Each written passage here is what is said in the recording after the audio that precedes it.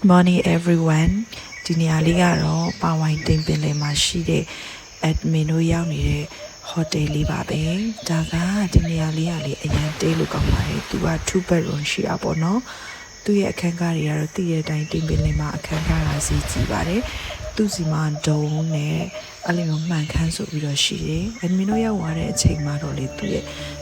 တိမ်ကလေအရှမ်းလာပါတယ်နော်ဒါပေမဲ့လေသူကလည်းဟိုပြောမယ်ဆိုရင်ကန်ကောင်းတဲ့အနည်းဆိုရင်တော့တိမ်နေအများကြီးတွေ့ရတာပေါ့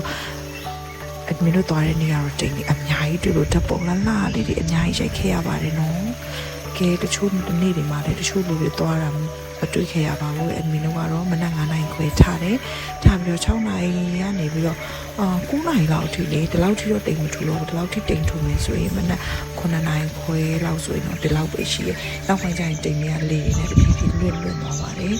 ဒါပေမဲ့တိမ်တက်တဲ့နေ့ဆိုတိတ်ကိုလာတာနော်ပါဝိုင်တိမ်ပင်တွေကခုလိုမျိုးမိုးရင်းချိန်ဆိုရင်တိမ်ကအမြဲတမ်းရှိတတ်ပါတယ်။နှွေရာသီမှာတော့မရှိဘူးဒါမျိုးချိန်ဆိုရင်မိုးရွာပြီးမနက်ဆိုရင်တိမ်အမြဲတမ်းတက်ပါတယ်။အားလုံးကိုကျေးဇူးတင်ပါတယ်